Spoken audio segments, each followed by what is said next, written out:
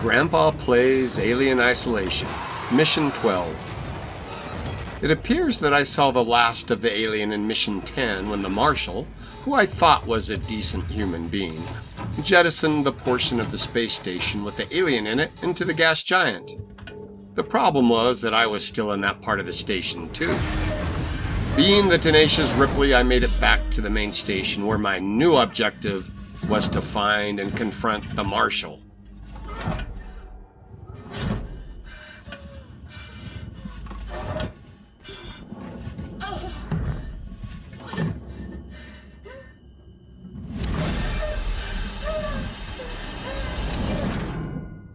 Unfortunately for the Marshal and all those with him, the rogue androids found him first.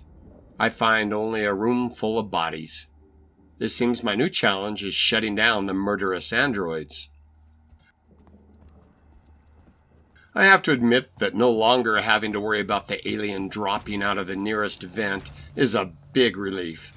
I no longer crawl down the hallways and sneak into rooms, habitually noting the nearest hiding place and checking my motion detector. Instead, I walk, run, skip, and cavort. Okay, the game doesn't allow skipping and cavorting, but I do all those things in my heart. The alien may not be around, but the androids are nothing to sneeze at. If they get a hold of you, they will end your life brutally. I saw one of them look down at me on the floor once where he had thrown me, shake his head as if I were a poor cockroach, and then stomp me to death. No, the sight of an android zeroing in on you instills its own kind of fear. And they often come in groups. Unlike the alien, you can kill an android. No mistake, it isn't a simple task. It may take 3 shots to the head with your .45 revolver. I hit one twice with the shotgun, and it was still coming at me. Giving them a good long burst with your flamethrower was fun, but they don't seem to understand how much it should hurt. They'll rush you, pick you up with a melting hand, and throw you against the wall. I've seen them walk through a gas jet that would fry a bull elephant. Sure, they came through on fire, but they still act as if they are out for an evening stroll. The best way to kill an android is to beat it to death with your wrench. The problem is they will catch your arm as you swing and pick you up by the neck with their free hand. The trick is to stun them before you commence beating. You have a stun baton to do this, but of course you never have enough charges for all the attacking androids.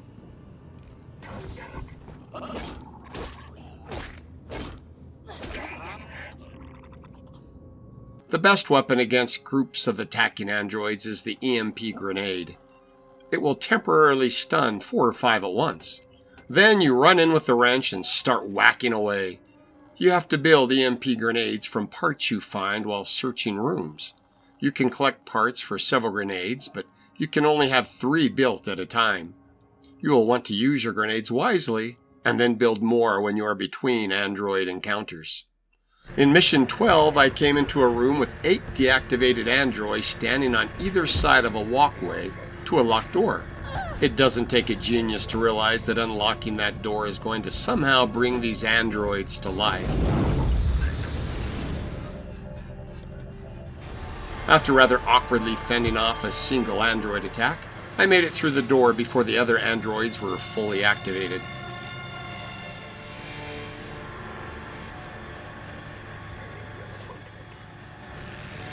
Luckily, I found the gas redirect rewire point and turned on the gas jet that fires across the doorway.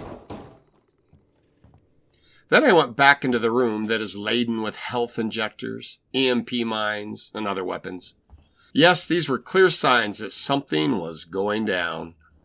The androids finally get the door open and survive the fiery entrance. Not knowing all I know now, I try the shotgun. It's no good.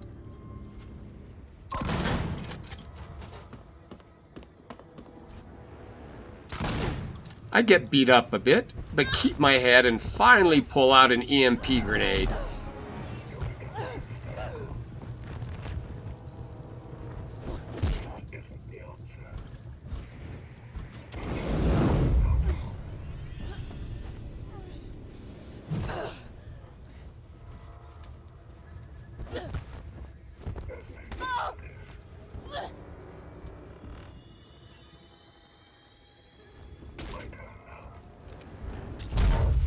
Once I see how effective they are, the battle is soon over. Oh, what a rush.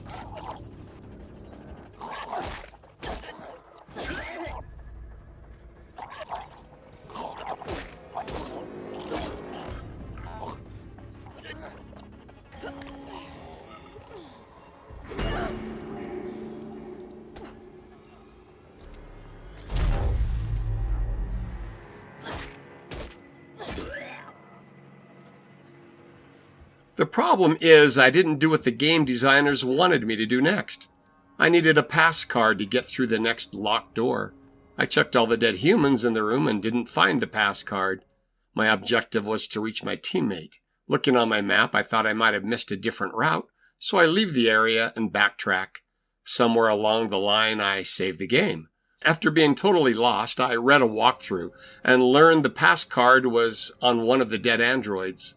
That didn't seem intuitive to me, but I make my way back to the scene of the battle to find that all the android bodies were gone, and the pass card was gone with them. It seemed I had no choice but to play the entire mission over again. This time I was ready for the big battle. Except for the unfortunate slip when I threw a smoke bomb instead of an EMP grenade, it went perfectly.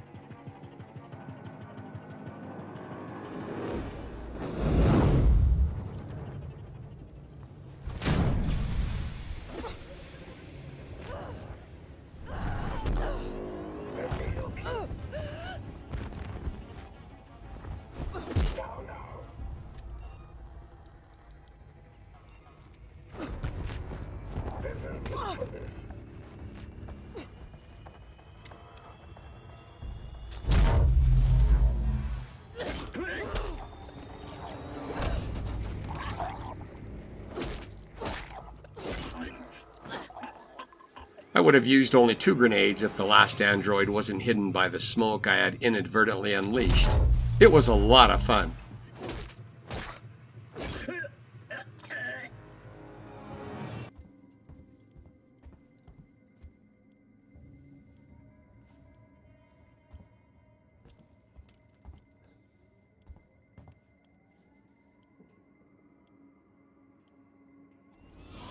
I then went on to find my teammate and solve the puzzles. I can't make out the colors of the cables. You're gonna have to guide me to them. The next one is plugged into a wall socket. There was an upturned gurney nearby. Then, once again, I disconnected from the game design and got thoroughly lost from the way I needed to go to complete the mission. I wandered through the scenes of previous missions, fighting growing frustration. Walkthroughs are only effective if you happen to be where the walkthrough author is when he gives directions. Once again, I had to calm my brain and use some good logical reasoning to find my way back to the right area. It wasn't until the last moment that I realized I had done it. Perseverance had carried the day, and I moved on to Mission 13.